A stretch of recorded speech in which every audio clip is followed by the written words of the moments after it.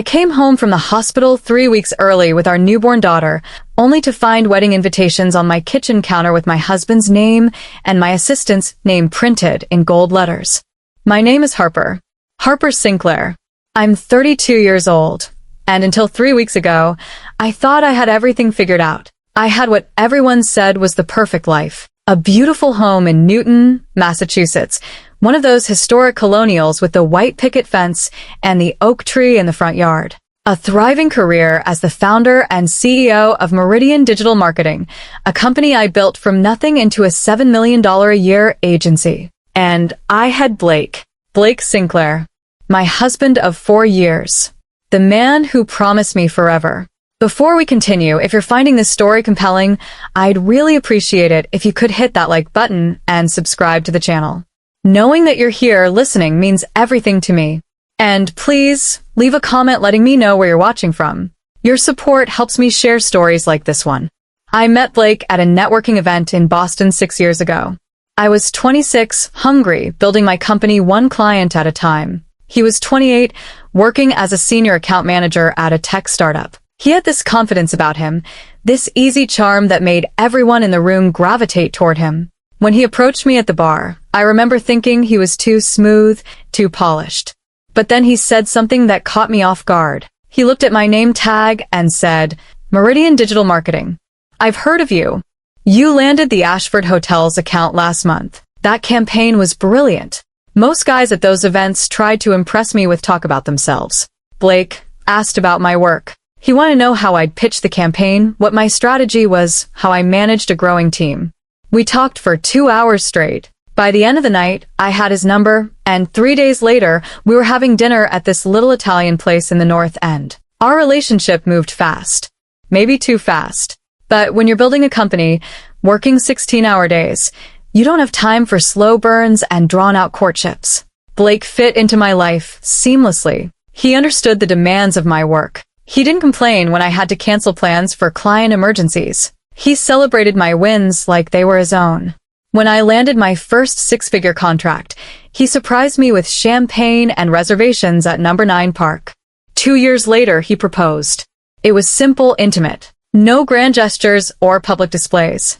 Just the two of us on a weekend trip to Cape Cod, walking along the beach at sunset. He got down on one knee in the sand and said, "I don't want to spend another day without you being my wife." We got married 4 months later.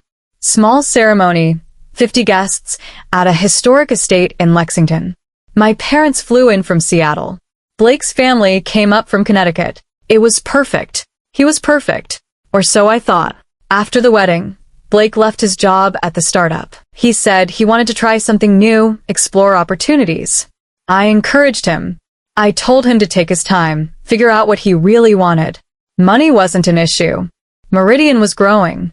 We'd just signed 3 major clients, and revenue was climbing. I could support both of us comfortably while he figured things out. Months passed. Blake didn't find another job. He started spending more time at home, talking about maybe starting his own consulting business. I thought it was a great idea. I offered to help him set it up, introduce him to contacts, even invest seed money. But every time I brought it up, he'd change the subject. He'd say he was still researching, still planning. I didn't push. I trusted him. Eventually, Blake started helping out at Meridian.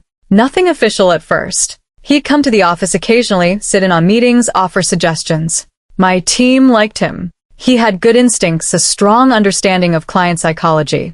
When one of my account managers quit unexpectedly, Blake offered to step in temporarily. Just until I could hire someone permanent, he said. That temporary position became permanent. Blake became part of the Meridian team. He was good at his job, charismatic with clients, skilled at closing deals. I was proud of him. I thought we were building something together. A company. A life. A future. Then I got pregnant. It wasn't planned, but I was thrilled. Blake seemed thrilled too. He talked about becoming a father, about how our daughter would have the best of everything. We started preparing the nursery in our home, painting the walls a soft lavender, assembling the crib, buying tiny clothes that seemed impossibly small. My pregnancy was difficult from the start. I had severe morning sickness that lasted well into the second trimester. I was exhausted constantly, struggling to maintain my usual pace at work. Blake stepped up. He took on more responsibility at Meridian, handled client meetings I couldn't attend, managed the team when I needed to rest. I was grateful. I thought he was being supportive. Around my 7th month, I hired a new assistant. Her name was Vanessa Cole. She was 26, fresh out of an MBA program at Boston University, sharp and ambitious. She had excellent references and interviewed brilliantly. I thought she'd be perfect for the role. She'd handle my schedule, coordinate with clients, manage the administrative chaos that came with running a growing agency. Vanessa started on a Monday. She was efficient, organized, always one step ahead. She anticipated my needs before I voiced them. She streamlined my calendar, reorganized my filing system, took over the dozens of small tasks that had been eating up my time. Within 2 weeks, I couldn't imagine how I'd functioned without her. Blake and Vanessa worked well together. Too well, I realize now. But at the time, I just saw a smooth-running team. Blake would brief Vanessa on client projects. Vanessa would coordinate Blake's schedule with mine. They'd often grab coffee together in the morning before I arrived at the office, going over the day's agenda. I thought it was professional, efficient. I thought I was lucky to have such a dedicated team. My daughter arrived 3 weeks early. It was a Sunday evening. Blake and I were watching a movie at home when my water broke. The contractions started almost immediately, sharp and relentless. Blake drove me to Massachusetts General Hospital, his hands tight on the steering wheel, his face pale with worry. Labor was intense. 18 hours of pain that blurred together into a single endless moment. But when they finally placed my daughter in my arms, when I looked down at her tiny face, her dark eyes blinking up at me, everything else disappeared. She was perfect. Absolutely perfect. We named her Ivy. Ivy Rose Sinclair. Blake held her after I did, his eyes wet with tears. He kissed her forehead, whispered that he loved her. He looked at me and said, "You did amazing. She's beautiful. You're beautiful." I believed him. The hospital wanted to keep us for 48 hours. Standard procedure for early deliveries. They needed to monitor Ivy, make sure her lungs were strong, her weight was stable. I spent those 2 days in exhausted haze, learning to breastfeed, changing diapers, marveling at every tiny sound Ivy made. Blake stayed with me the first night. He slept in the chair next to my bed, waking up every time Ivy cried. But the next morning, he said he needed to go home, take a shower, check in at the office. I understood. Meridian couldn't just shut down because I'd had a baby. We had clients, deadlines, responsibilities. He came back that evening, but he seemed distracted. His phone kept buzzing. He'd glance at it, frown, type quick responses. When I asked if everything was okay at work, he said it was fine. Just busy. Nothing I needed to worry about. He left again the next morning. Said he had meetings, that Vanessa was handling most things, but there were a few items that needed his direct attention. He promised he'd be back before Ivy and I were discharged. He wasn't. When the nurse came in Tuesday afternoon and said we were cleared to go home, Blake didn't answer his phone. I called 3 times. Each call went to voicemail. I texted him. No response. I tried the office line. It rang and rang. Finally, I called Vanessa. She picked up on the second ring. Her voice was bright, cheerful. "Hey, Harper. Congratulations on the baby. How are you feeling?" "I'm good," I said, trying to keep my voice steady. "Is Blake there?" "I've been trying to reach him." There was a pause.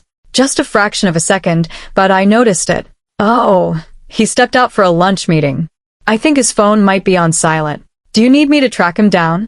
"We're being discharged," I said. "I need him to come pick us up." "Of course. I'll get in touch with him right away and make sure he knows." Another pause. "Vanessa, is everything okay?" Blake seemed stressed when he was here yesterday. "Everything's fine," she said quickly. Too quickly. "Just the usual client demands. Nothing major. Don't worry about work right now. Focus on that beautiful baby girl." Blake showed up 40 minutes later. He apologized, said the meeting ran long, his phone died. He helped me get Ivy into the car seat we'd installed weeks earlier, loaded my hospital bag into the trunk, drove us home carefully, constantly checking the rearview mirror to look at Ivy sleeping in the back. "I can't believe she's really here," he said softly. I can't believe we're parents. I reached over and squeezed his hand. We're going to be great at this. He squeezed back, but his smile didn't quite reach his eyes. We pulled into our driveway in Newton just after 3 in the afternoon. The November air was cold and crisp, the sky that particular shade of gray that meant snow was coming. Our house looked the same as always. The oak tree was nearly bare, its last few leaves clinging stubbornly to the branches. The porch light was on, glowing warm in the fading daylight. Blake carried Ivy inside in her car seat, moving carefully, like he was transporting something infinitely precious. I followed with my hospital bag, my body aching with every step. The episiotomy stitches pulled uncomfortably. My breasts were sore and heavy. I wanted nothing more than to collapse into my own bed and sleep for a week. But first I needed to use the bathroom. Desperately. Blake set Ivy's car seat down gently in the living room. I'll get her settled in the nursery, he said. You go rest. I nodded gratefully and headed down the hallway toward the master bedroom. As I passed through the kitchen, something on the counter caught my eye. A stack of cream-colored envelopes. Maybe 20 of them, arranged in a neat pile. I stopped. I don't know why I walked over. Maybe it was instinct. Maybe it was the way Blake had been acting. Maybe it was the strange pause in Vanessa's voice on the phone. I picked up the top envelope. It was addressed, stamped, ready to be mailed. The return address was printed in elegant script, Blake Sinclair and Vanessa Cole. My hands started shaking. I set down my hospital bag. I picked up another envelope. Same return address. Same elegant script. Blake Sinclair and Vanessa Cole.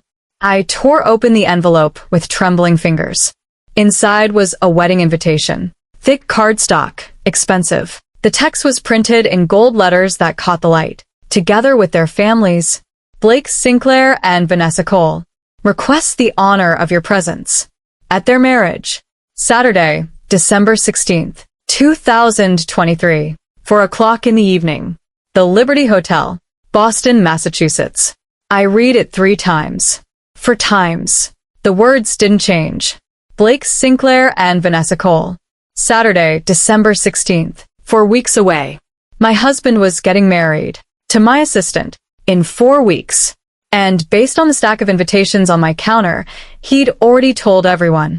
Everyone except me. I stood there in my kitchen, holding that invitation, my body still aching from giving birth to his daughter 2 days earlier, and I felt something inside me break. Not my heart, something deeper, something fundamental. But then, just as quickly, that broken thing reformed into something else. Something harder. Something cold and sharp and absolutely clear. I carefully placed the invitation back in its envelope. I set it exactly where I'd found it in the stack. I picked up my hospital bag and walked to the master bedroom. Blake was in the nursery next door. I could hear him humming softly to Ivy, the sound of the rocking chair creaking gently against the floor. I went into the bathroom, closed the door, and sat down on the edge of the bathtub. My phone was in my pocket. I pulled it out and opened my contacts. I scrolled past Blake's name, past Vanessa's. I found the name I was looking for. Diane Rothman, my lawyer, the woman who'd handled all of Meridian's legal contracts, incorporation documents, intellectual property filings. The woman who knew every detail of my business structure. I sent her a text. Need to meet. Urgent. How soon can you see me? Her response came 30 seconds later. Tomorrow morning, 9 a.m. My office. Everything okay? I typed back. Will be. See you then. I deleted the message thread. I stood up, looked at myself in the bathroom mirror. My eyes were red. My face was pale. I looked like I'd just been hit by a truck. I splashed cold water on my face. I took 3 deep breaths. I thought about my daughter sleeping in the next room. I thought about the company I'd built from nothing. I thought about the life I thought I had. Then I thought about those wedding invitations sitting on my kitchen counter. And I smiled. Not a happy smile. Not a sad smile. A smile that meant war. Blake had no idea what he'd just done. He had no idea who he was dealing with. He thought I was weak, distracted, vulnerable. He thought becoming a mother had made me soft. He was about to learn exactly how wrong he was. But I couldn't let him know that I knew. Not yet. I needed time. I needed to understand the full scope of what was happening. I needed to plan.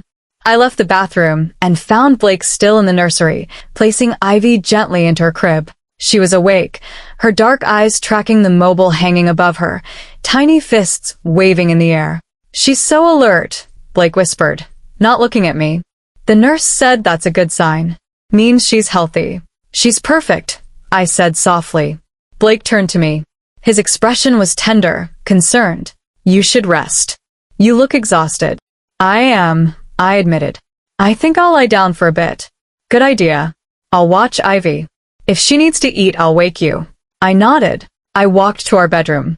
I climbed into bed, pulled the covers over myself. Through the baby monitor on the nightstand, I could hear Blake's voice, soft and gentle, talking to our daughter. "You're going to have such a good life, Ivy," he was saying. "Your mom built an amazing company. She's going to make sure you have everything." I closed my eyes. He was right about that. Ivy was going to have everything, because I was going to take everything from him.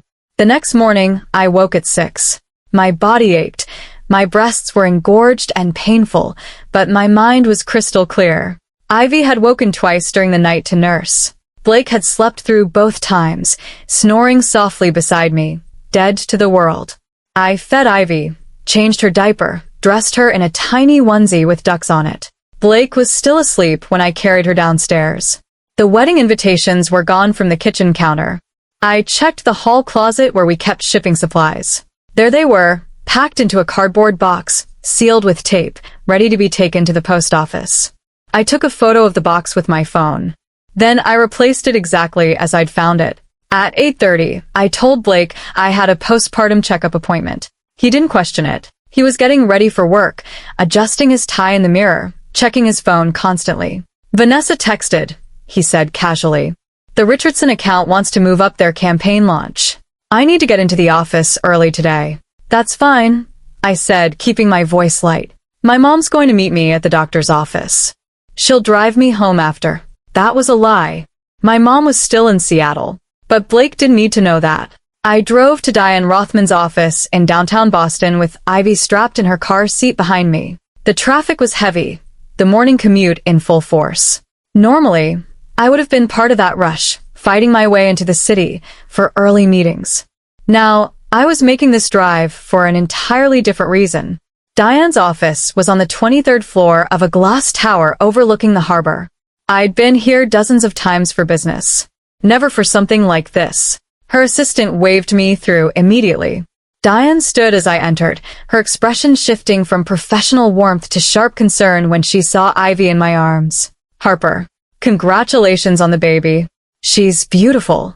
Diane was 55, sharp as a blade, with gray hair she wore in a precise bob and reading glasses on a chain around her neck. She'd built her practice from nothing, just like I'd built Meridian. We understood each other. "Thank you," I said. I sat down carefully in one of her leather chairs, adjusting Ivy in my arms. Diane closed the office door. She sat across from me, her hands folded on her desk. "What's wrong?" I told her everything. The wedding invitations, Blake's behavior at the hospital, the deleted message thread. Diane listened without interrupting, her face growing harder with each detail. When I finished, she was quiet for a long moment. "Do you want to file for divorce?" she finally asked. "Not yet," I said. "First, I need to know exactly what I'm dealing with. I need to understand what he's planning. When he thinks he's going to file. What he thinks he's entitled to." Diane nodded slowly. "Massachusetts is an equitable distribution state. Any assets acquired during the marriage are subject to division. That includes Meridian."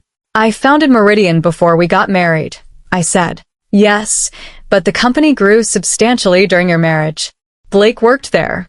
A court could argue he contributed to that growth and deserves a share." My stomach clenched. "How much?" "Depends on the judge. Could be anywhere from 20 to 40% of the company's current value. 7 million in annual revenue. 40% would be..." I couldn't even finish the calculation. "There's another issue," Diane continued. "If Blake files first, if he positions himself strategically, he could ask for primary custody of Ivy." The world tilted. "What? You're the primary breadwinner. You work long hours. You travel for clients. A good lawyer could argue that Blake is the more present parent, that Ivy would be better off primarily with him. She's 3 days old, I said, my voice shaking. I'm breastfeeding. Which gives you an advantage now. But in 6 months? A year? If Blake has been the stay-at-home parent while you've been running Meridian? Diane shook her head. It's a real risk. I looked down at Ivy, sleeping peacefully in my arms, completely unaware that her father was planning to destroy her mother's life. What do I do? I asked quietly. Diane leaned forward. You do exactly what you do best, Harper. You outthink him. You outplan him. You win. She pulled out a legal pad and started writing. First, we need to document everything. Every text, every email, every phone call. I want a complete record of Blake's activities. Second, we need to understand the full scope of his relationship with Vanessa. How long has this been going on? Is it just an affair, or is there more? More? I asked. If Blake has been siphoning money from Meridian, if he's been creating his own accounts, moving assets, preparing to leave you with nothing. Diane looked at me over her glasses. We need to know if this is just an affair or if it's fraud. The word hung in the air between us. Fraud. How do we find out? I asked. Diane smiled. It wasn't a pleasant smile. We hire someone, a forensic accountant, someone who can go through Meridian's books with a microscope and find every irregularity. And we hire a private investigator, someone who can document Blake's movements, his meetings, his relationship with Vanessa. That will take time, I said. Yes. Which is why we need to buy you time. Blake can't know that you know. He needs to think everything is normal, that you're the exhausted new mother focused on the baby while he and Vanessa plan their future. Can you do that? I thought about those wedding invitations. December 16th, 4 weeks away. I can do that, I said. Over the next 3 weeks, I became an actress. The role of my life, the oblivious wife. I smiled at Blake. I thanked him for helping with Ivy. I told him I appreciated him picking up extra work at Meridian while I recovered. I asked about his day. I laughed at his jokes. And every night, after he fell asleep, I documented everything. I photographed his phone while he showered. Text messages to Vanessa. Planning discussions. Venue confirmations. Catering choices. Honeymoon reservations in St. Lucia. I found receipts in his wallet. A diamond ring purchased at Shreve, Crump and Lowe. $15,000 charged to our joint credit card. Our joint credit card. He'd bought his mistress an engagement ring with my money. I photographed it all. I sent everything to Diane. Meanwhile, Diane's forensic accountant, a man named Raymond Chen who looked like a college professor and had the cold precision of a surgeon, went through Meridian's finances. What he found was worse than I'd imagined. Blake had been stealing from the company for 18 months. Small amounts at first. A few hundred here, 1,000 there, buried in expense reports, hidden in vendor payments. But over time, the amounts had grown. In the past 6 months alone, he'd taken nearly $200,000. $200,000 of my company's money. Raymond documented everything. Bank transfers, falsified invoices, payments to shell companies that didn't exist. Diane's private investigator, a former Boston PD detective named Marcus Williams, followed Blake and Vanessa for 2 weeks. He took photos of them having lunch at restaurants in Cambridge, holding hands walking through Boston Common, kissing in the parking garage at Meridian after hours. He also discovered something else. Vanessa was pregnant, 4 months pregnant, which meant the affair had started before I got pregnant, before Blake started helping out at Meridian, while I was working 16-hour days building the company that was paying both their salaries. When Marcus showed me the photos, Vanessa at a prenatal appointment, her belly just barely visible under her coat, I felt that cold, sharp thing inside me grow even harder. They'd planned this. All of it. Blake had gotten Vanessa pregnant, convinced me to hire her, used his position at my company to steal money, and now he was planning to marry her and leave me with nothing. But he'd made one critical mistake. He'd underestimated me. It was December 15th. Tomorrow was supposed to be Blake's wedding day. The day he'd been planning for months, while I'd been carrying his child, giving birth, recovering. But tomorrow was also going to be something else. Tomorrow was going to be the day Blake Sinclair learned exactly what happens when you betray Harper Sinclair. I was sitting in the nursery, rocking Ivy to sleep, when my phone vibrated with a text from Diane. Everything's ready. Are you? I looked down at my daughter. Her tiny hand was wrapped around my finger, holding on with surprising strength for someone so small. Her eyes were closed, her breathing soft and steady. I thought about the wedding invitations Blake had tried to hide. I thought about the money he'd stolen. I thought about Vanessa, pregnant with his child while I was pregnant with mine. I typed back, I'm ready. Tomorrow, at 4 o'clock, Blake would be expecting to walk down the aisle at the Liberty Hotel. Instead, he was going to walk into a trap. The morning of December 15th, I woke at 5:30. Blake was still asleep beside me, his breathing deep and even. In the nursery, Ivy stirred in her crib, making the small whimpering sounds that meant she'd be fully awake in minutes, ready to nurse. I lay there in the darkness, thinking about how we'd gotten here. Not just the past 3 weeks of discovery and documentation, but further back, the signs I'd missed, the moments I'd ignored, the truth I'd been too busy, too trusting, too naive to see. Because the affair hadn't started 4 months ago, when Vanessa got pregnant. It had started much earlier than that. I just hadn't wanted to believe it. I got up, fed Ivy, changed her diaper. Blake slept through it all, like he had every morning since we'd come home from the hospital. The devoted father act had evaporated the moment we'd walked through our front door. At 7, I made coffee. Blake stumbled into the kitchen 20 minutes later, already dressed in one of his expensive suits. The gray Tom Ford I'd bought him for his birthday. He was wearing cologne. Too much of it. Big day, I asked, keeping my voice light. He glanced at me, then away. Richardson account presentation. Vanessa and I have been working on it all week. Vanessa and I, he said it so casually, like it was nothing. What time will you be home? I asked. Late, probably. You know how these things go. Might grab dinner after to celebrate if we close the deal. Tomorrow was supposed to be his wedding day. Today was his last day of pretending to be my husband, and he was going to spend it with her. Okay, I said. Good luck with the presentation. He grabbed his coffee, kissed me perfunctorily on the cheek, and left. I heard his car start in the driveway, the sound of tires on the gravel as he backed out. I picked up my phone and texted Diane.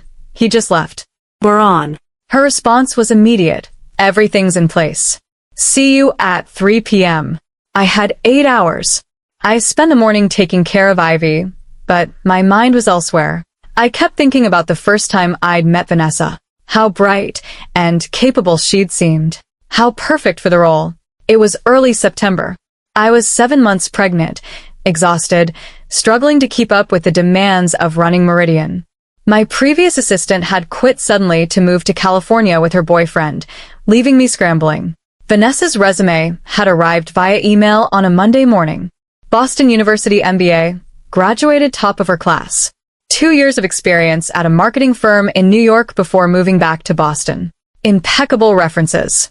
She'd even included a cover letter that was thoughtful and articulate, explaining how she admired Meridian's client-first approach and wanted to be part of our growth. I'd called her that afternoon, scheduled an interview for the next day. She'd arrived 15 minutes early, dressed professionally but not stuffy, carrying a leather portfolio. When I asked her about her experience in New York, she'd been honest about why she'd left. The culture there was toxic, she'd said. Long hours I can handle. But the constant politics, the backstabbing, the way they treated junior staff, I couldn't do it anymore. I want to work somewhere where people actually care about doing good work, not just looking good doing it. I'd appreciated her candor. I'd asked her about her strengths, and she'd said organization and anticipation. I'm good at seeing around corners, she'd explained. Knowing what you'll need before you need it. She wasn't lying about that. She was excellent at anticipating. She'd anticipated exactly how to destroy my life. I'd hired her on the spot, started her the following Monday, given her access to my calendar, my emails, my files, my trust. Blake had met her that first day. I'd introduced them in the break room. This is Vanessa, my new assistant. Vanessa, this is my husband Blake. He helps out with some of our accounts. They'd shaken hands, smiled at each other. Professional. Appropriate. I wonder now if they'd already been planning it then. If they'd looked at each other and seen opportunity. Or if it had started later, grown slowly, meeting after meeting, coffee after coffee, until one day they'd crossed a line they couldn't uncross. Raymond Chen, Diane's forensic accountant, had traced the first suspicious transaction to mid-September, 2 weeks after Vanessa started. A payment to a vendor that didn't quite add up, small enough not to raise flags. But it was the beginning. By October, Blake was embezzling regularly. Always small amounts. Always buried in legitimate-looking expenses. He was smart about it. Or he thought he was. What he didn't know was that I'd built Meridian's financial systems myself. I knew every account, every vendor, every normal pattern of expenditure. And even though I'd been distracted by the pregnancy, by the exhaustion, by trying to keep the company running while my body was growing another human being, some part of me had noticed the irregularities. I just hadn't wanted to believe my husband was stealing from me. I'd mentioned it to Blake once. Late October, maybe early November. We were in bed, and I was reviewing some financial reports on my laptop. The vendor expenses seem high this quarter, I'd said. Are we using new suppliers? Blake had barely glanced up from his phone. Couple of new ones, yeah. Better rates on some items. I can send you the details if you want. That's okay. I trust you. I trust you. Those 3 words had cost me $200,000. By November, Vanessa was pregnant. I know the timeline now because Marcus, the private investigator, had pulled her medical records. Her first prenatal appointment was November 8th, which means she got pregnant in early August, right before I hired her. Had Blake known? Had they planned it that way? Get her pregnant, get her hired, get access to my company's finances, and then execute their exit strategy? I'd given birth to Ivy on November 12th, 3 weeks early, like I said. Vanessa had sent flowers to the hospital. A beautiful arrangement of pink roses and white lilies. The card had said, "Congratulations on your beautiful daughter. Can't wait to meet her. Vanessa." I'd thought it was sweet. The flowers were still in my living room, starting to wilt. I looked at them now, at those dying roses, and I wanted to throw the whole vase across the room. But I didn't. I just stood there, holding Ivy, feeling that cold, sharp thing inside me grow colder, sharper. My phone rang. It was my mother calling from Seattle. "Harper, honey, how are you? How's my granddaughter?" I forced warmth into my voice. "We're good, Mom. Ivy's perfect. Growing like crazy. And Blake? Is he being helpful?" I almost laughed. "He's been busy with work. But we're managing." "You sound tired." "I am tired. But it's normal, right? New baby, no sleep. Are you eating enough? Staying hydrated? You need to take care of yourself, not just the baby." We talked for 20 minutes. She told me about my dad's retirement party, about their plans to visit for Christmas. I listened, made appropriate responses, pretended everything was fine. Because that's what I'd been doing for 3 weeks. Pretending. After we hung up, I sat down on my laptop. I had work to do. Diane had prepared everything. The divorce papers, the restraining order, the criminal complaint for embezzlement, the custody filing, the emergency motion to freeze all joint assets. It was a nuclear option designed to hit Blake from every angle simultaneously, leave him no room to maneuver. But I'd added my own touches. I'd spent the past 2 weeks having quiet conversations with Meridian's biggest clients. Not about Blake, not yet. Just touching base, strengthening relationships, making sure they knew I was still running the show even while on maternity leave. I'd also had conversations with my staff. One-on-one meetings, carefully casual, asking how things were going, whether they had everything they needed. Building loyalty. Making sure they understood that Meridian was my company, not Blake's.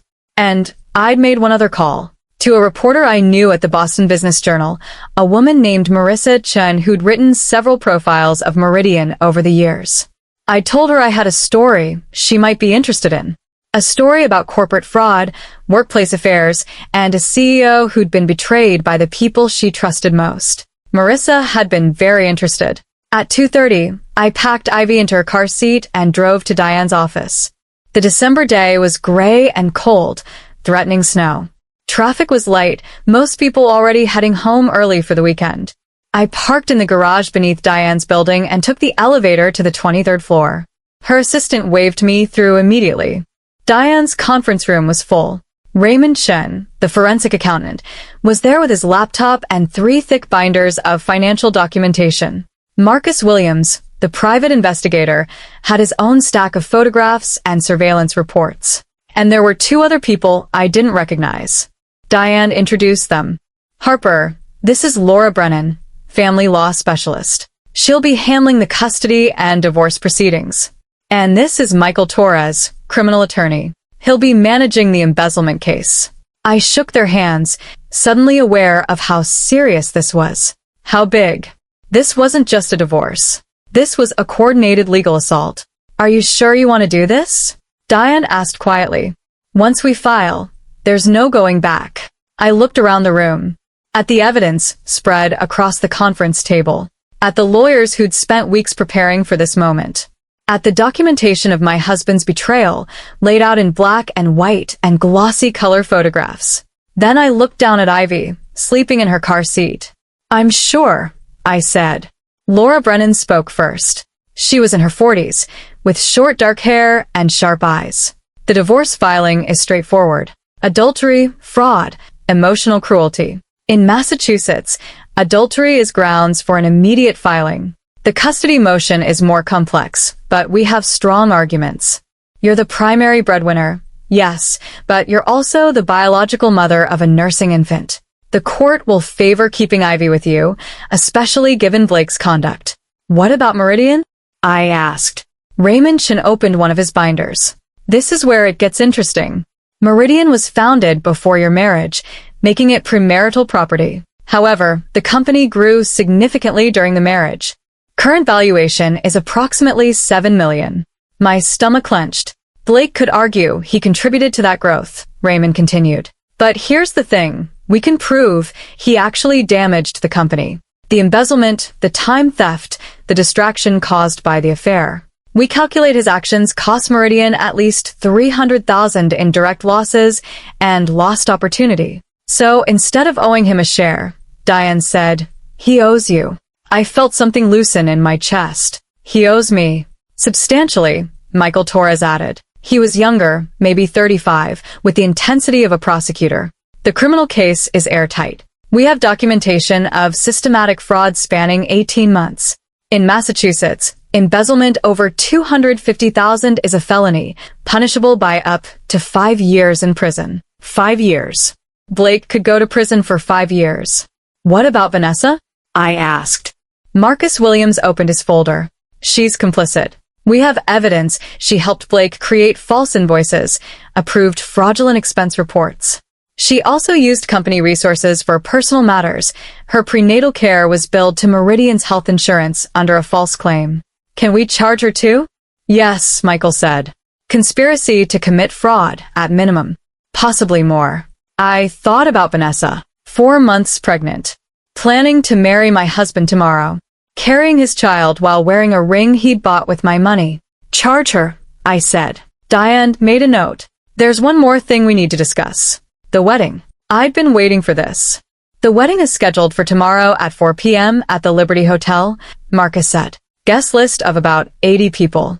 We've confirmed that Blake sent out invitations, hired a photographer, paid deposits on catering and flowers. Total cost so far is approximately $40,000. All charged to your joint accounts, Raymond added. That's another thing we're documenting. Here's what I propose, Diane said. She slid a document across the table to me. We file everything at 9 a.m. tomorrow morning. Divorce petition, custody motion, criminal complaint, restraining order, asset freeze. Everything hits simultaneously. By 10 a.m., Blake will be served at Meridian's office, Laura said, in front of the entire staff. By 11, the story breaks in the Boston Business Journal. Diane continued. Marissa Chen has her article ready to publish. Local CEO betrayed by husband and assistant. Corporate fraud. It'll be everywhere by noon. By 2 p.m., Blake's bank accounts will be frozen, Raymond said. Credit cards declined. He won't be able to access any funds. And at 4 p.m., Marcus finished. When guests start arriving at the Liberty Hotel for a wedding, there won't be a wedding. There'll be a no-show groom and a lot of very confused people. I sat back in my chair.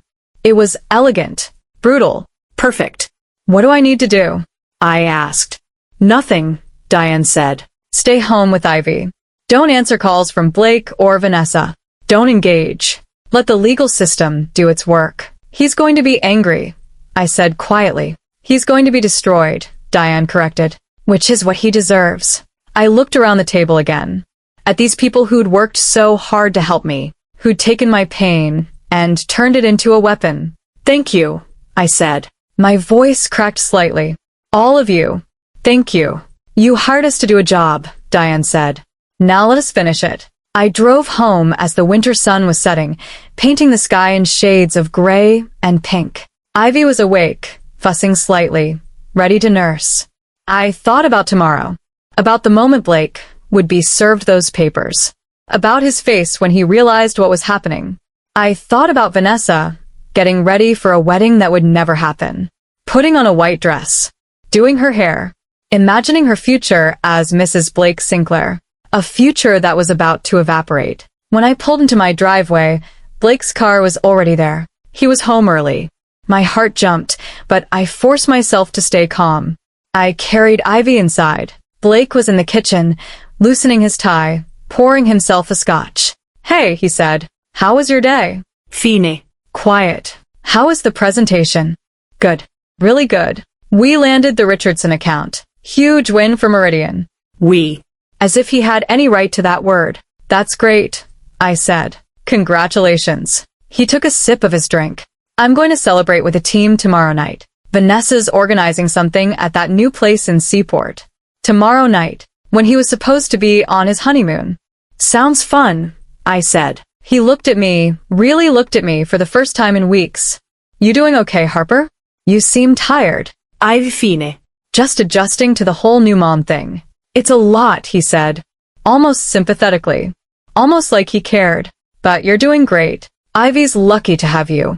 I wanted to scream. I wanted to throw his scotch in his face. I wanted to tell him I knew everything, that his life was about to implode, that he'd underestimated me in the worst possible way. Instead, I smiled. Thanks, Blake. That means a lot. He finished his drink, kissed Ivy on the forehead, told me he was going to take a shower. I heard his footsteps on the stairs, the sound of the bathroom door closing, the water starting. I sat down on the couch with Ivy and started to nurse her. She latched on immediately, her tiny hand resting on my chest, her eyes closing in contentment. My phone buzzed. A text from Diane, all documents filed electronically. Will be processed first thing in the morning. Get some rest. Tomorrow's a big day. I looked down at my daughter, at her perfect face, her tiny fingers, her absolute trust that I would protect her from everything. Tomorrow, I whispered to her, your father is going to learn what it means to betray the wrong woman. Ivy kept nursing, oblivious, safe in my arms. That night, I barely slept. Not because of Ivy. She only woke once, nursed peacefully, went back to sleep. But because my mind wouldn't stop racing. I kept thinking about Blake in the bed next to me. His last night believing he'd gotten away with it. His last night thinking he was smarter than me. His last night of freedom. At 3 a.m., I got up and went to the nursery. I stood over Ivy's crib, watching her sleep. The moonlight coming through the window made her look ethereal, like something too precious for this world. I thought about everything I'd built. Meridian. My reputation. My career. And now this, my daughter. The most important thing I'd ever created. Blake thought he could take it all from me. He thought I was weak, distracted, vulnerable. He was about to learn exactly how wrong he was. At 6 a.m., my phone rang. It was Diane. It's happening, she said. Papers were processed. Process server is en route to Meridian. He'll be there at 9:30, right when the morning meeting starts. Okay, I said. My voice was steady. Calm. Marissa Chen's article is scheduled to publish at 10. I'm sending you the link. I opened my email. There it was. The headline made my breath catch. Meridian Digital Marketing CEO Harper Sinclair files for divorce and criminal charges against husband and assistant in elaborate fraud scheme. Below it was my photo. Then Blake's. Then Vanessa's. Then the story. Every detail. The affair. The embezzlement. The wedding invitations. The baby. All of it. Harper. Diane's voice pulled me back. You still there? I'm here. How are you feeling? I thought about that question. How was I feeling? Not sad. Not heartbroken. Not even angry anymore. I felt powerful. I'm ready, I said. At 9:15, Blake came downstairs. He was dressed in his best suit, the navy Armani. He'd shaved carefully, styled his hair. He looked good, confident, like a man who had everything under control. Big day, I said from the kitchen, feeding Ivy her morning bottle. Yeah, he said, checking his reflection in the hallway mirror. Important meeting this morning. Then I'll probably work late again. Don't wait up. He wasn't even trying to hide it anymore. He thought I was too stupid to notice. Too tired to care. He grabbed his coffee, his briefcase, headed for the door. Blake, I called out. He turned. Yeah, I looked at him. Really looked at him. This man I'd loved. This man I'd trusted. This man who'd betrayed me in the worst possible way. Have a good day, I said sweetly. He smiled. You too, babe. The door closed behind him. I counted to 60. Then I pulled out my phone and texted Diane. He just left. Her response. Process server is at Meridian. Waiting in the lobby. I imagined Blake parking his car, walking into the building, greeting the receptionist, taking the elevator to the 3rd floor where Meridian's offices were, walking into the conference room where the Monday morning meeting was about to start. My entire staff would be there. 20 people. All of them about to witness Blake Sinclair's public humiliation. At 9:45, my phone rang. It was Diane. It's done, she said. He's been served. And Marcus was watching from across the street. He said Blake went white. Vanessa started crying. Your head of operations, Jennifer, took control of the situation. Told everyone to get back to work, that they'd make an announcement shortly. Jennifer. Thank God for Jennifer. She'd been with me since Meridian's early days. She was loyal, competent, and she'd never liked Blake. What's Blake doing now? I asked. Trying to call you. You should probably let it go to voicemail. My phone started buzzing. Blake's name on the screen. I let it ring. Once. Twice. 3 times. 4 times. Voicemail. 10 seconds later, he called again. Voicemail. A text came through. Harper, call me right now. Then another. What the hell is going on? Then, this is insane, you can't do this. I didn't respond. At 10 a.m., Marissa Chen's article went live. At 10:15, my phone started exploding. Texts from friends. Calls from former colleagues. Messages on LinkedIn. Everyone had seen it. The responses were almost universally supportive. Oh my God, Harper, I had no idea. You're so strong. He's garbage, you deserve better. That assistant always seemed fake. I'm here if you need anything. At 10:30, Blake called again. I answered this time. Harper. His voice was desperate, panicked. Harper, please. We need to talk. This is all a misunderstanding. Is it? I said calmly. Which part is the misunderstanding, Blake? The part where you stole $200,000 from my company? Or the part where you got my assistant pregnant and planned to marry her tomorrow? Silence. How? He started. How did you? How did I find out? I came home from the hospital with your daughter and found wedding invitations on our kitchen counter. Did you really think I wouldn't notice? Harper, please. Let me explain. Explain what? Explain how you've been cheating on me for months? Explain how you used my company, my money, to fund your affair? Explain how you bought her a $15,000 ring with our joint credit card? It's not like that. Then what is it like, Blake? Please. Enlighten me. Another pause. Then his voice changed. Harder. Angrier. You can't do this. You can't destroy my life like this. I'm not destroying your life, I said. You did that yourself. I'm just making sure everyone knows about it. The criminal charges are bullshit. You'll never make them stick. Raymond Chen's testimony and 3 binders of financial evidence say otherwise. But you'll find out soon enough. I believe the police will be contacting you later today. You're really going to send me to prison? The father of your child. You should have thought about that before you betrayed us. Harper, please. Think about Ivy. Think about what this will do to her. Now I was angry. Really angry. Don't you dare use our daughter as a shield. You weren't thinking about Ivy when you were planning your wedding to another woman. You weren't thinking about her when you were stealing from her mother's company. You were thinking about yourself, like you always do. I love you, Harper. I made mistakes, but I love you. No, Blake. You love my money. You love my success. You love the life I gave you. But you never loved me. If you had, you wouldn't have done any of this. I heard something break in his voice. What do you want from me? Nothing, I said. I don't want anything from you. I just want you out of my life. Out of Ivy's life. Out of Meridian. Everything's already in motion. The divorce will be finalized in 6 months. You'll be barred from coming within 500 feet of me or Ivy. And if the criminal charges stick, which they will, you'll be in prison. You're making a mistake. No, Blake. The mistake was trusting you.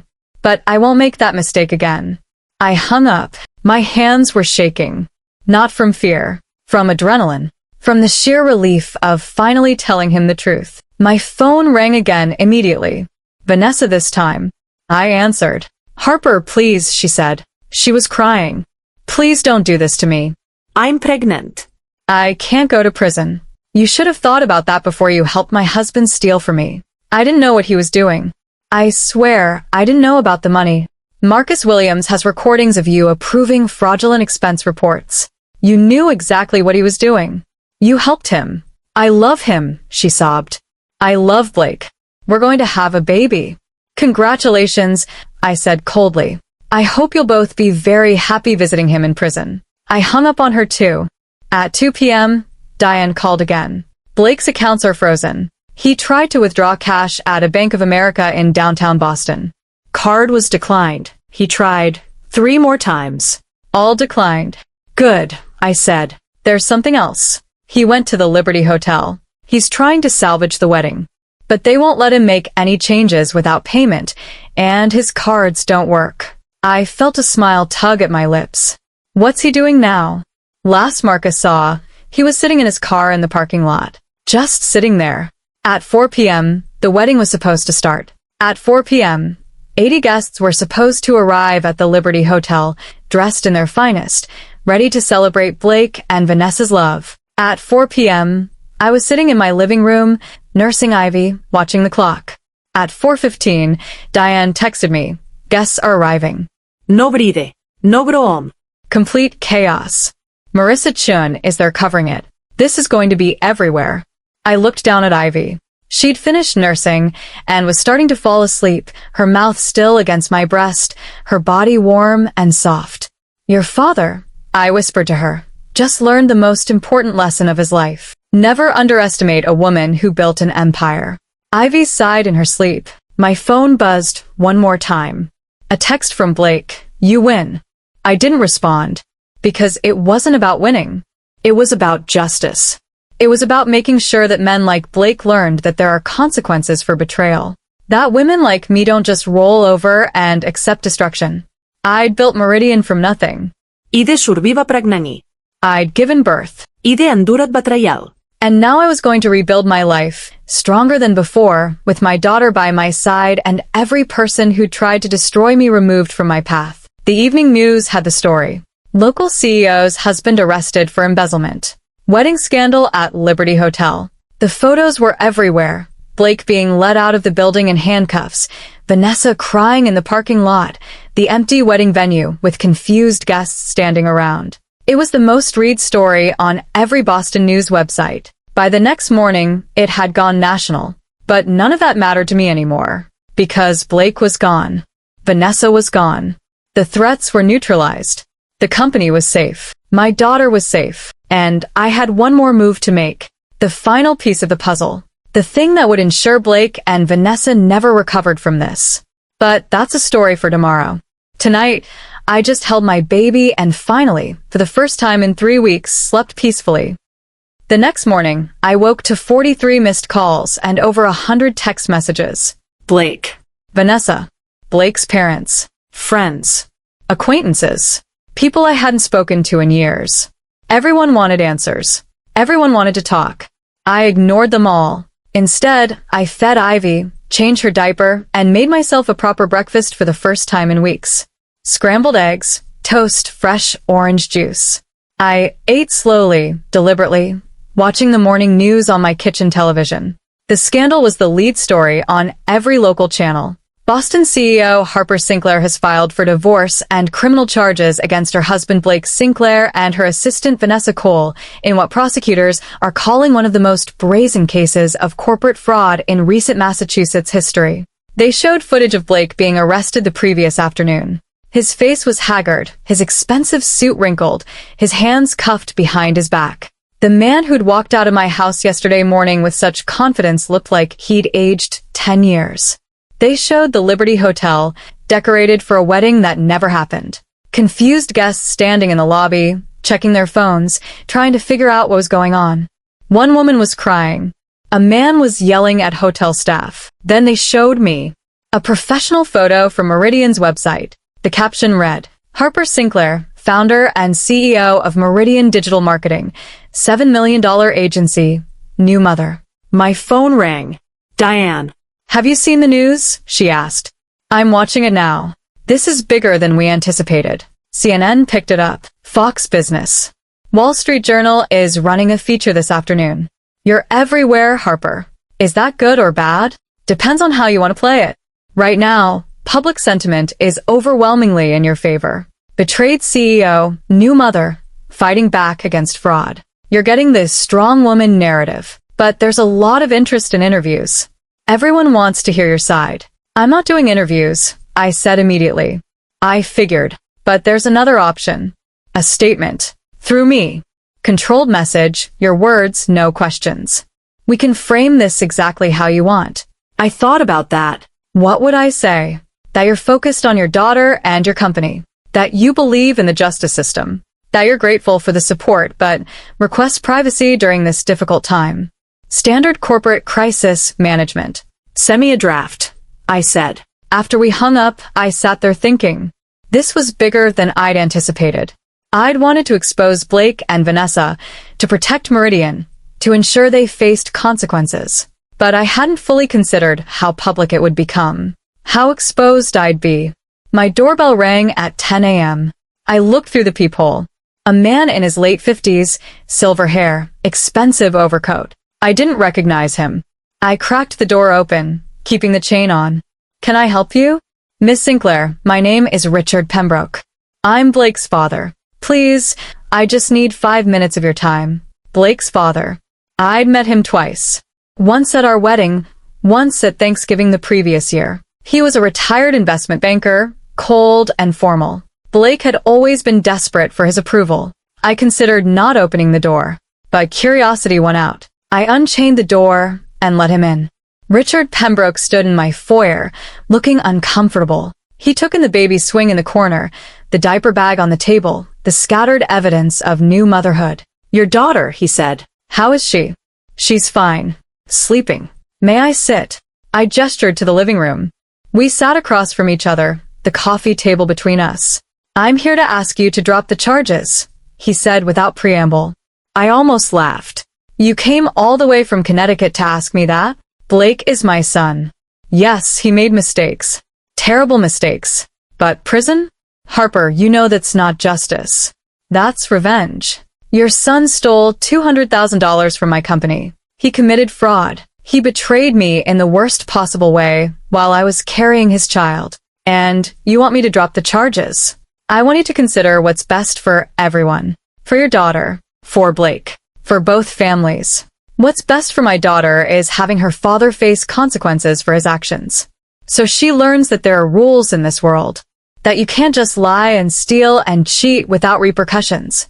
Richard leaned forward. I'll pay back the money. Every penny. Plus interest. $250,000. I can have it wired to Meridian's account today. I studied him. He was serious. And in exchange, you drop the criminal charges. Keep the divorce, keep the custody arrangement, whatever you want on that front. But let Blake avoid prison. Why would I do that? Because you're not a vindictive person, Harper. I've watched you build Meridian. I've seen how you treat your employees, your clients. You're tough, but you're fair. This isn't fair. This is destruction for the sake of destruction.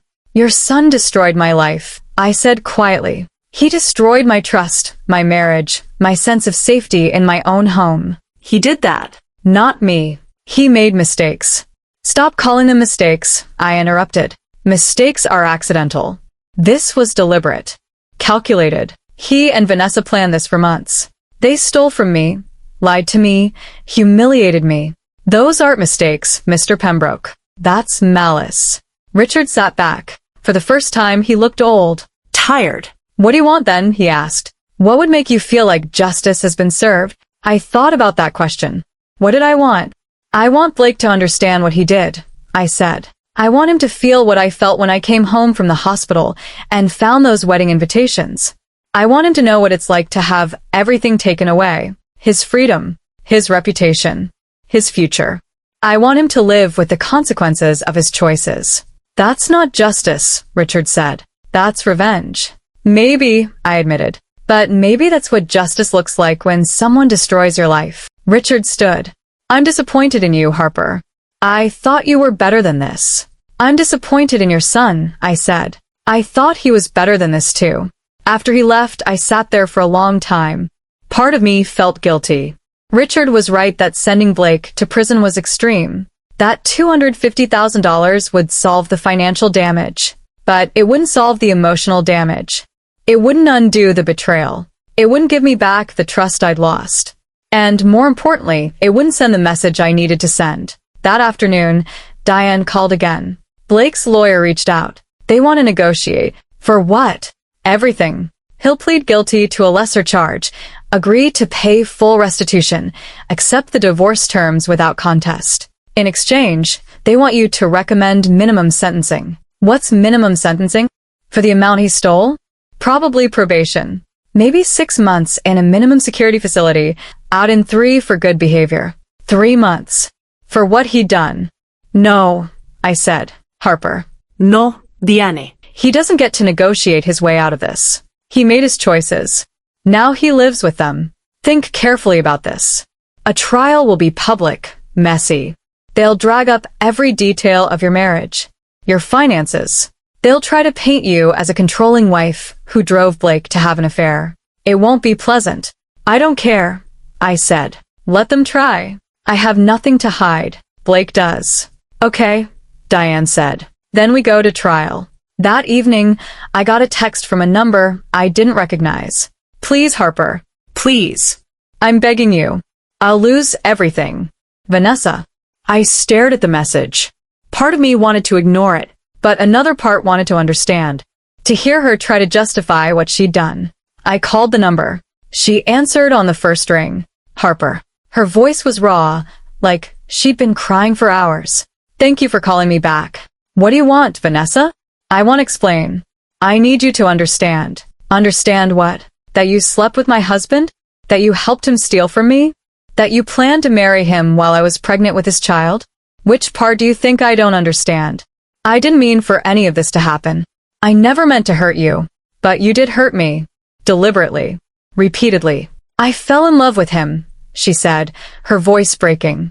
I know that doesn't excuse it, but I need you to know it wasn't just about money or status. I genuinely fell in love with Blake. When? I asked. When did you fall in love with him? Before or after you helped him embezzle $200,000? Silence. That's what I thought, I said. Harper, I'm pregnant. I'm going to have a baby. If I go to prison, what happens to my child? You should have thought about that before you committed fraud. Please. I'm 26 years old. My whole life is ahead of me. Don't destroy it because Blake made bad choices. Blake didn't make those choices alone, I said. You were right there with him. You approved false invoices. You falsified records. You used company resources for your personal prenatal care. You knew exactly what you were doing. I was following his lead. No, interrupted. You were an adult making adult choices. You have an MBA from Boston University. You're not some naive victim. You knew right from wrong. You chose wrong. Now you get to live with the consequences. I'm sorry, she sobbed. I'm so sorry. If I could take it back. But you can't, I said. None of us can take anything back. We can only move forward. You're going to have to figure out how to do that just like I did. I hung up. I felt something then. Not satisfaction, exactly, but a sense of closure. These people, Blake, Vanessa, even Richard, they all wanted me to make their lives easier. They wanted me to absolve them, to let them off the hook, to sacrifice my justice for their comfort. But I was done sacrificing for people who didn't deserve it. The next week was a blur of legal proceedings. Blake was formally arraigned on 3 counts of embezzlement, 2 counts of fraud, and 1 count of identity theft for using Meridian's corporate identity to commit crimes. His bail was set at $200,000. Richard paid it, and Blake was released pending trial. Vanessa was charged with conspiracy to commit fraud and embezzlement. Her bail was set at $50,000. She couldn't pay it. She sat in jail for 4 days before her parents, who lived in Ohio, managed to scrape together the money. The divorce proceedings moved quickly. Blake didn't contest anything. He signed over all rights to our house, our joint accounts, everything. In exchange, he asked for one thing: supervised visitation with Ivy once she turned 1 year old. I agreed to that. Not because I wanted Blake in Ivy's life, but because I didn't want to be accused of parental alienation. I wanted to maintain the moral high ground. Meanwhile, Meridian was thriving. The scandal, rather than damaging the company, had generated enormous publicity. We were getting inquiries from potential clients every day. People wanted to work with the CEO who'd stood up to corporate fraud. Who'd fought back?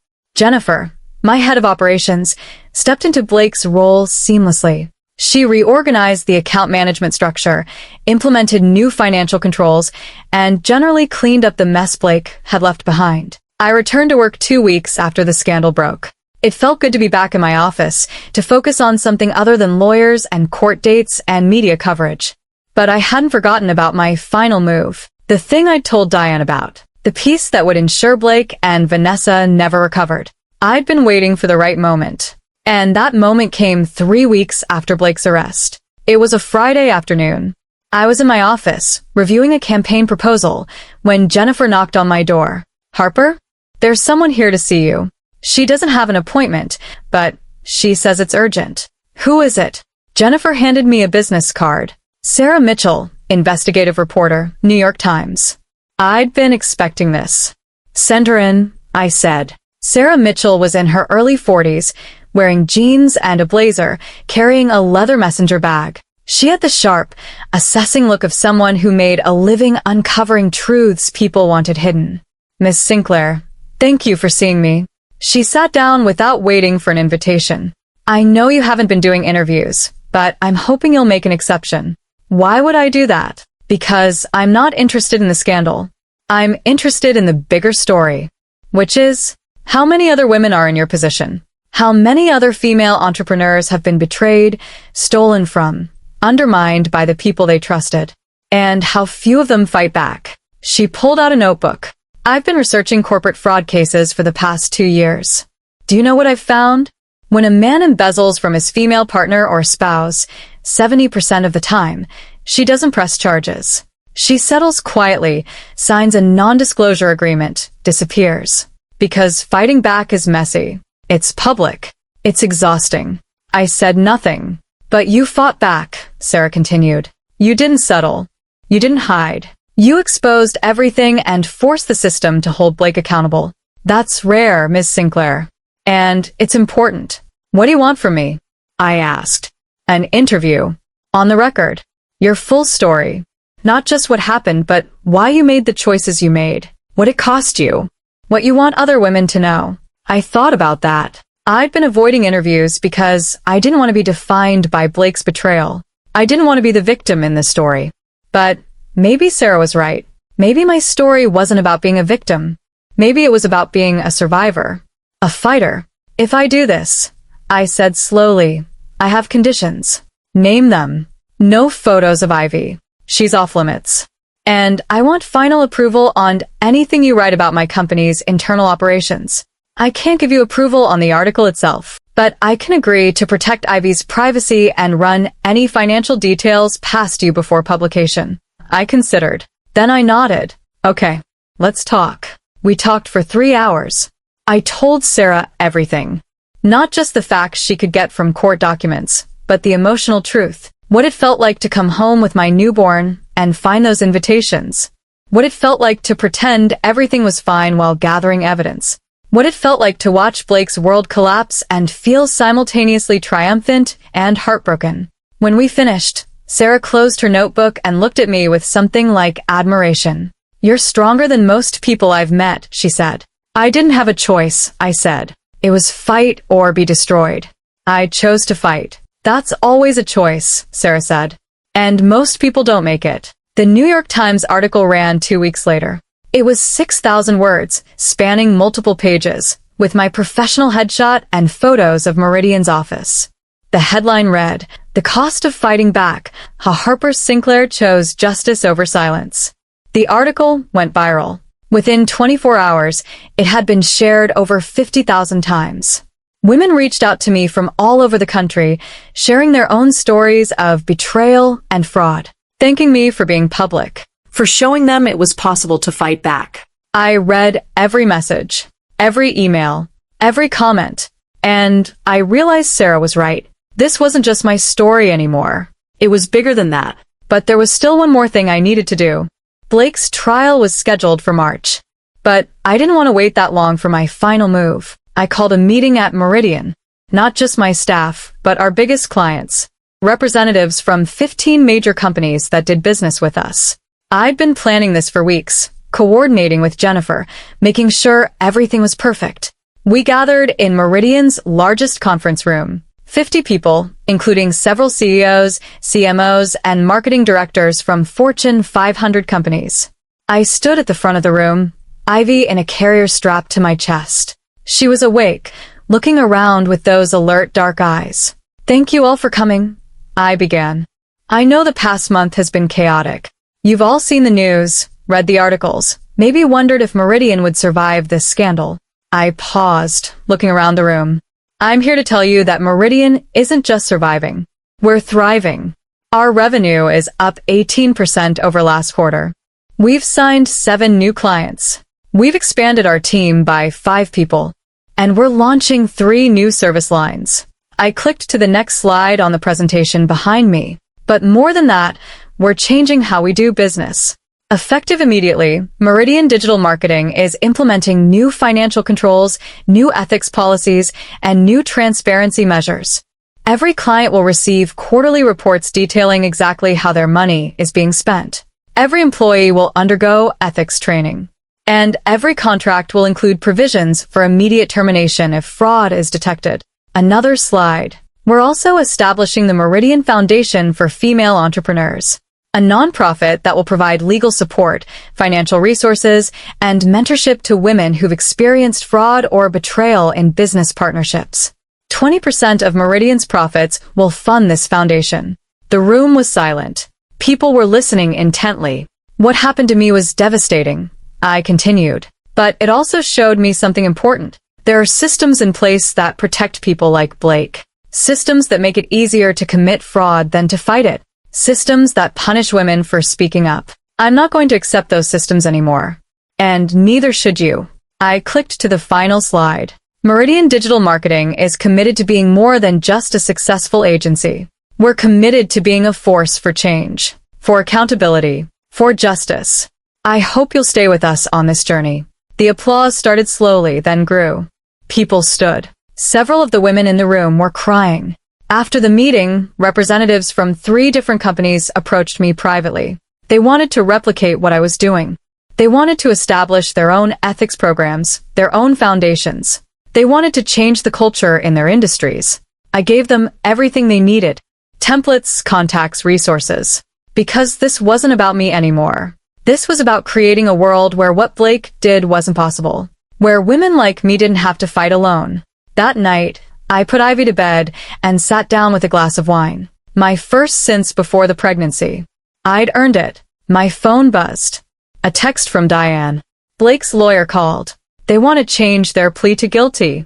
They're accepting the prosecution's recommended sentence. 5 years. 5 years. Blake would go to prison for 5 years. I thought about that. About what 5 years meant. About Blake sitting in a cell, thinking about his choices. About the life he could have had if he'd just been honest. Just been faithful. Just been decent. I texted back. Good. Another message came through. This one from an unknown number. You destroyed my life. I hope you're happy. Blake. I stared at the message for a long moment. Then I typed, I didn't destroy your life. You did. I just made sure there were consequences. I blocked his number. I deleted Vanessa's number. I deleted every contact, every email, every reminder of the people who'd tried to ruin me. Then I walked into the nursery and stood over Ivy's crib. She was sleeping peacefully, her tiny chest rising and falling, completely unaware of the war that had been fought on her behalf. Your father made bad choices, I whispered to her. But I made sure you'd never suffer for them. I made sure you'd grow up knowing that strength isn't about accepting what life gives you. It's about fighting for what you deserve. Ivy sighed in her sleep, her hand curling into a small fist. I thought about everything that had happened. The betrayal, the investigation, the trial, the public exposure, the cost of fighting back. And I realized something. It was worth it. Every painful moment, every sleepless night, every difficult decision. It was worth it. Because I'd won. Not just legally, not just financially. I'd won in the way that mattered most. I'd kept my power, my company, my dignity, my daughter. And Blake? Blake had lost everything. But there was still one more surprise coming. One more revelation that would shake everything Blake thought he knew. Because the wedding invitations weren't the only thing I discovered that day I came home from the hospital. There was something else. Something I'd been holding on to, waiting for the right moment to use. And that moment was coming soon. The something else I'd discovered wasn't hidden in plain sight like the wedding invitations. It was buried. Literally. That day I came home from the hospital, after I'd found the invitations, after I'd called Diane, after Blake had gone to sleep thinking he'd gotten away with everything. I couldn't sleep. My mind kept racing. If Blake was bold enough to leave wedding invitations on our kitchen counter, what else had he been careless about? So at 2 a.m, while he snored in our bedroom and Ivy slept in her crib, I went through everything. His laptop, which he'd left open on the dining room table. His email accounts. I knew all his passwords because he'd never bothered to change them after we got married. His phone, charging on the nightstand. What I found was worse than embezzlement. Worse than an affair. I found evidence that Blake had been planning to destroy Meridian entirely. In his email drafts, never sent but meticulously written, was a business plan. A competing digital marketing agency called Sinclair and Cole Marketing. With my client list, my proprietary strategies, my vendor contacts, everything I'd built, repackaged under a new name. The plan was simple and devastating. Blake would drain Meridian's account slowly, making it look like normal business expenses. He'd quietly approach my biggest clients, planting seeds of doubt about my ability to run the company after having a baby. He'd convince them to follow him to his new agency. By the time I realized what was happening, Meridian would be a hollow shell, and Blake would own the profitable replacement. Vanessa wasn't just his mistress. She was his business partner. The wedding was the final step. Once they were married, and I was served with divorce papers, Blake would argue he deserved half of Meridian's value in the settlement. But there would be no value left. He'd already stolen it all. I'd photographed every email, every document, every piece of evidence.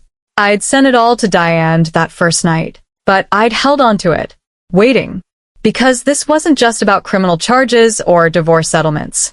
This was about making sure Blake and Vanessa could never rebuild, could never try this again with someone else. And the right moment to use it had finally arrived. It was April, 3 months since the scandal broke. Blake's criminal trial was scheduled to begin in 2 weeks. He'd accepted a plea deal, 5 years in prison, full restitution, permanent restraining order. But there was still the matter of his sentencing hearing, where the judge would determine if he'd actually serve the full 5 years or get early release for good behavior. Vanessa's trial was separate, scheduled for May. Her lawyer was arguing she'd been manipulated by Blake, that she was a victim too. Young, naive, taken advantage of by an older, more experienced man. I'd let them think they'd gotten away with a bigger crime. The attempted destruction of Meridian. Until now. I walked into Diane's office on a Tuesday morning. She was at her desk, reviewing documents for Blake's sentencing hearing. I need you to submit additional evidence, I said, setting a flash drive on her desk. She looked up. What is this? The rest of the story. Blake wasn't just embezzling. He was planning to destroy Meridian and steal my entire business. Diane picked up the flash drive. How long have you had this? Since the beginning. Since that first night. Harper. Her voice was sharp. Why didn't you tell me about this immediately?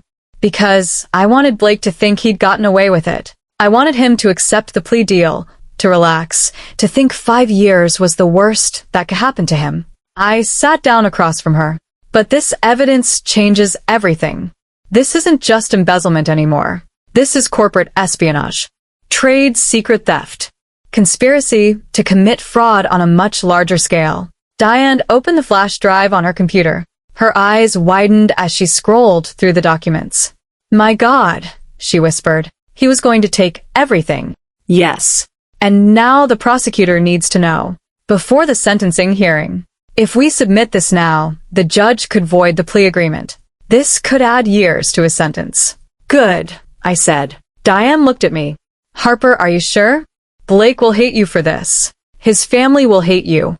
This will make everything uglier. I don't care if they hate me, I said. I care that Blake faces real consequences for what he tried to do. Not just what he did, but what he planned to do. And I care that no one else ever suffers what I suffered. Diane nodded slowly. Okay. I'll get this to the prosecutor today. The prosecutor, a woman named Catherine Reynolds, called me that evening. Ms. Sinclair, I've reviewed the additional evidence. This is substantial. Why didn't you come forward with this sooner? Because I needed to be sure Blake would accept responsibility for the embezzlement first. If I'd shown you this immediately, his lawyers would have claimed it was fabricated, that I was trying to frame him. But now he's already pled guilty. He's already admitted to systematic fraud. This just shows the full scope of what he was planning. The judge is going to want to hear this directly from you at the sentencing hearing. I'll be there, I said. Blake's sentencing hearing was held on a Thursday morning in Suffolk County Superior Court. The courtroom was packed. Reporters filled the back rows. Blake's family sat on one side, his parents, his sister, all of them wearing expressions of grim resignation.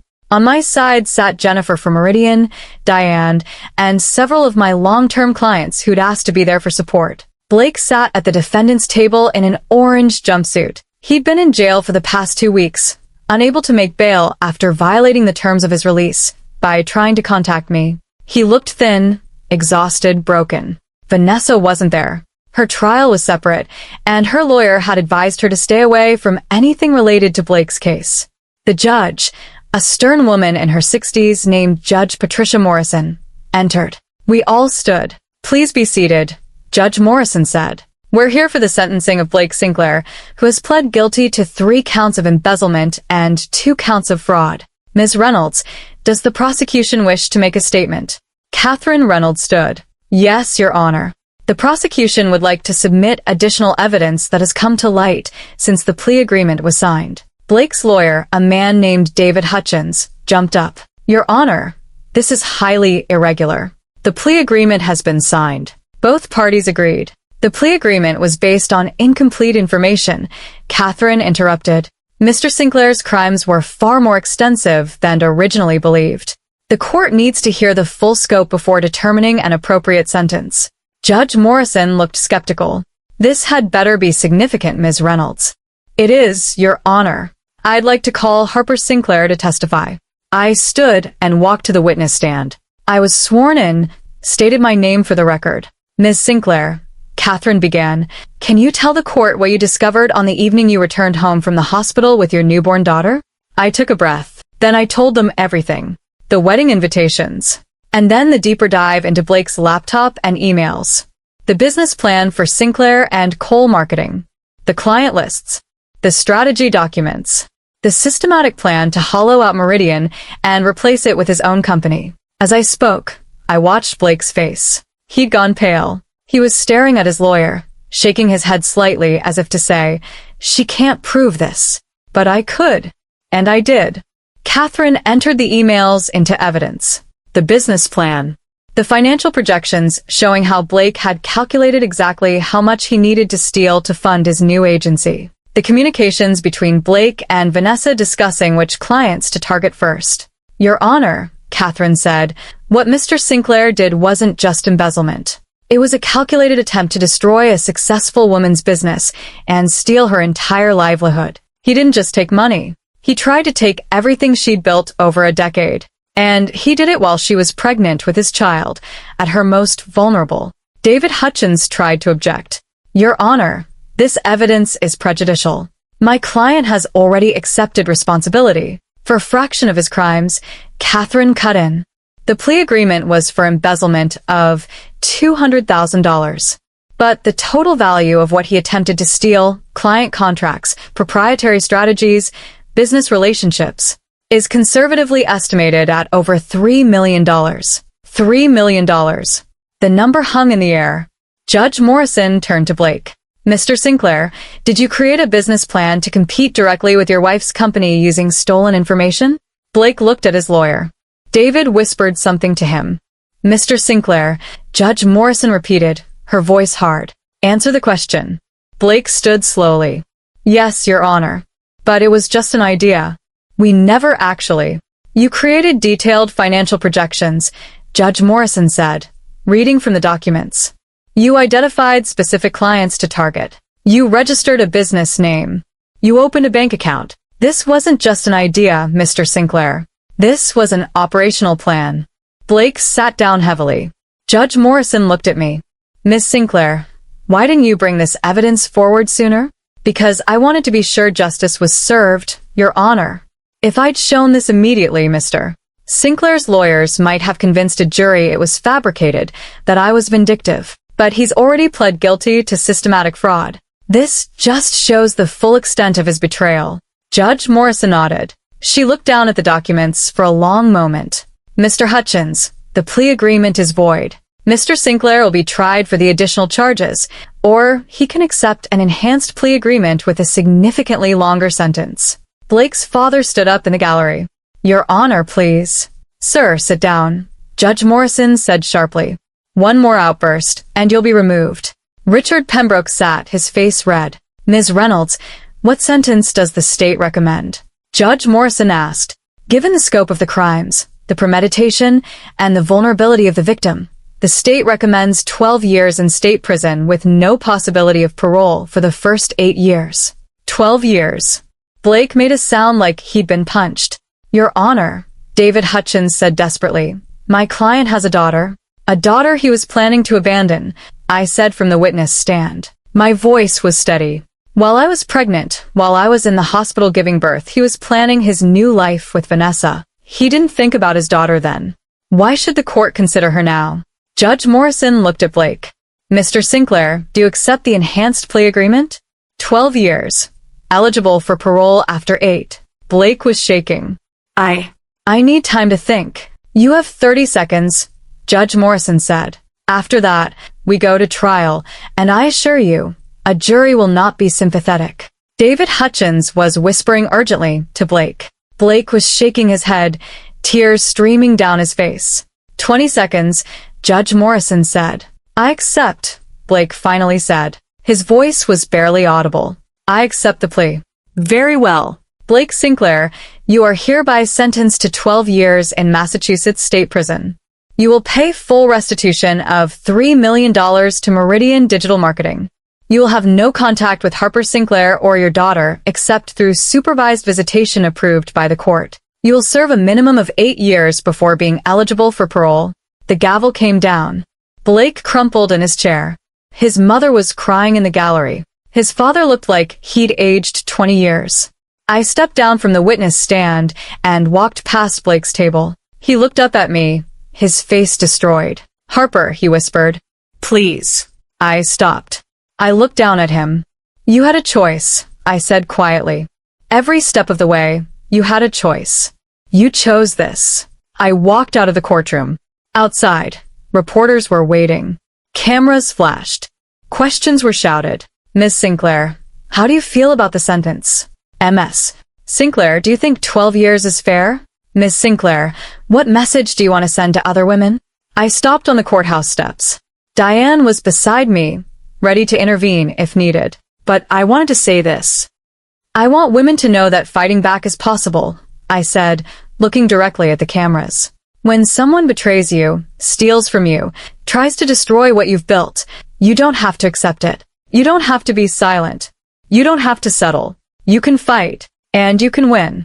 Do you regret pursuing such harsh consequences? A reporter called out. I don't regret holding someone accountable for their choices, I said. Blake had every opportunity to do the right thing. He chose not to. These aren't harsh consequences. These are appropriate consequences. What about your daughter?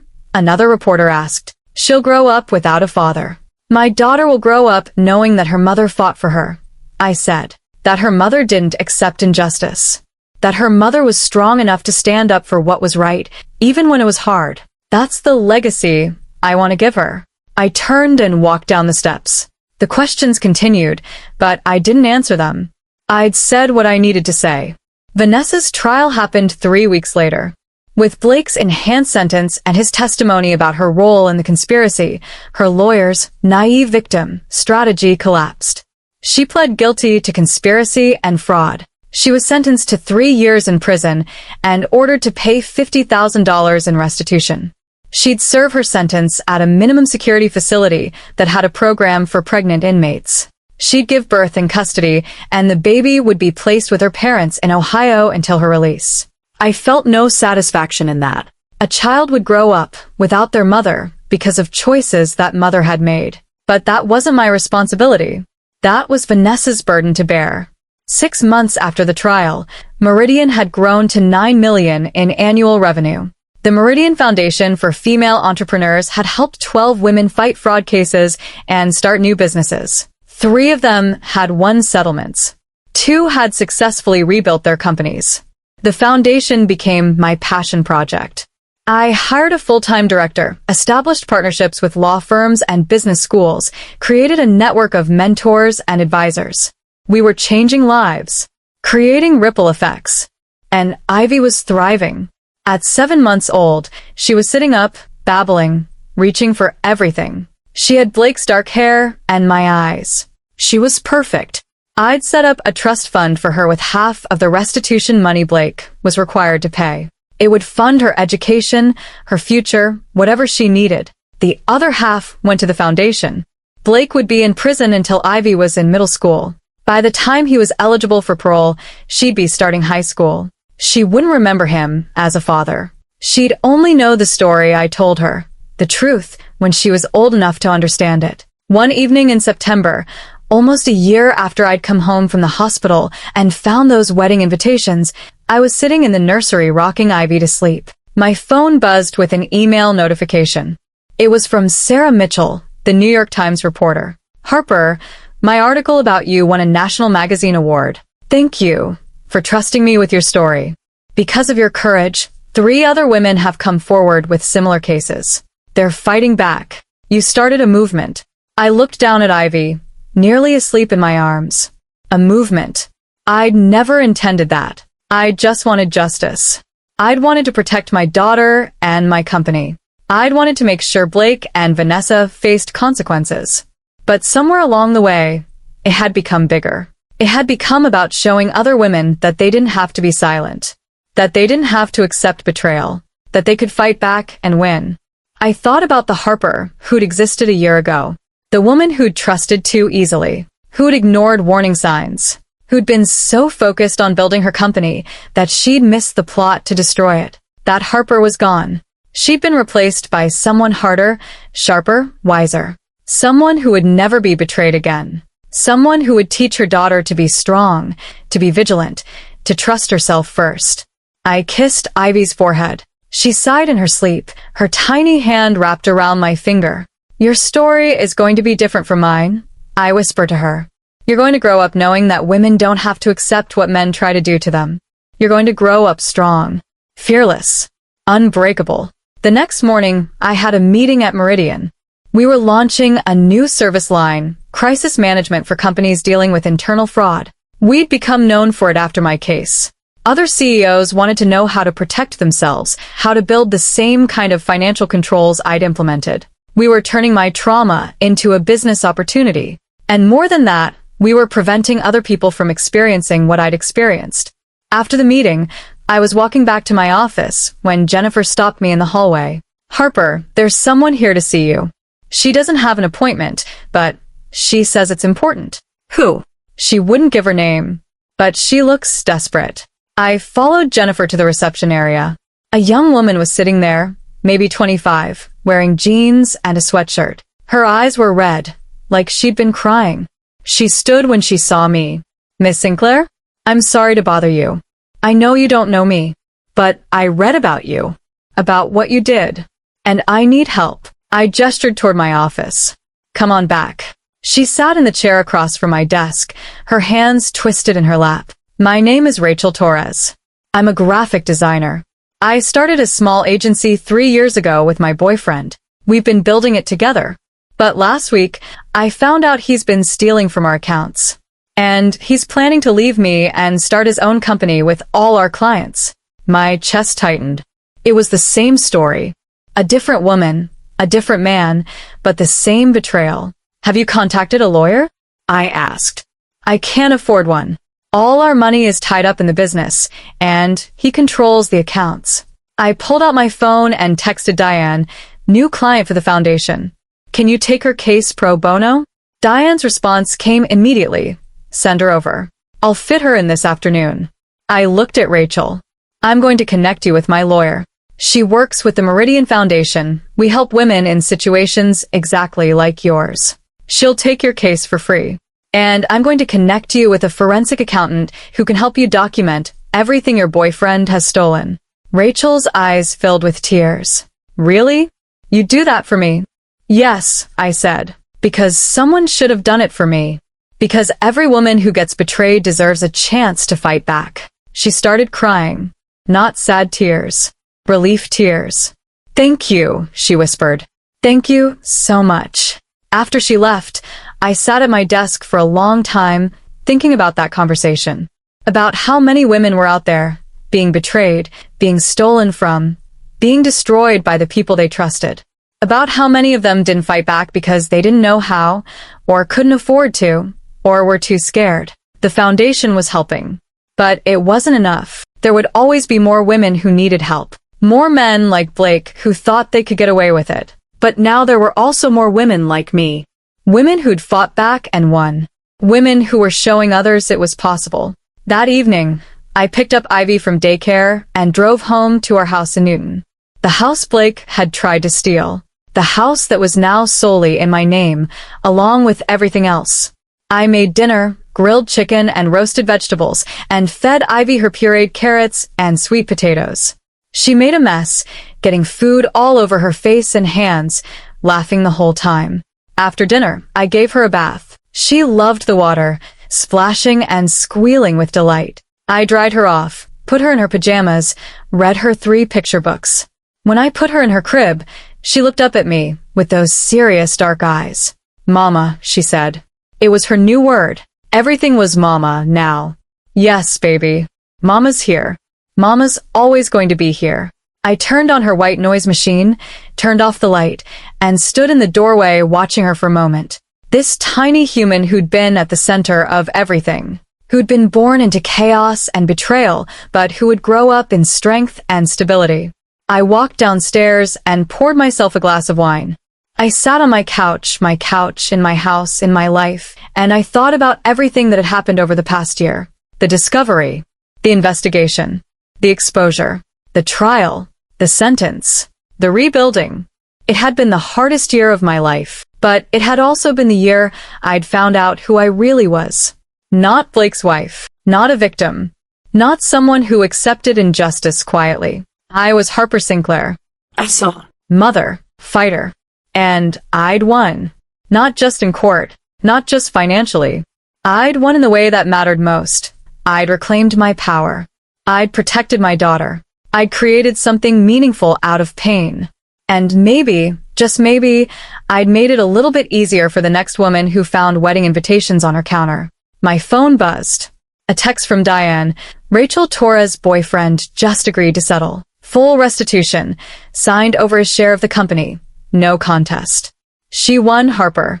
Because you showed her it was possible. I smiled. Another woman who'd fought back and won.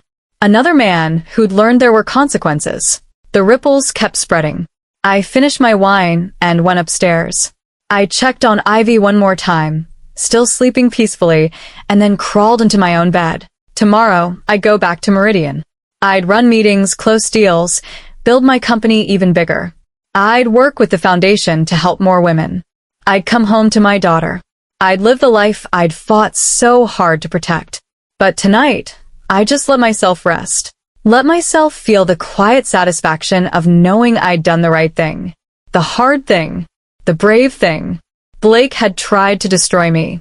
Instead, he'd made me stronger than I ever thought possible. And that was his biggest mistake. If you've made it this far in my story, thank you for listening.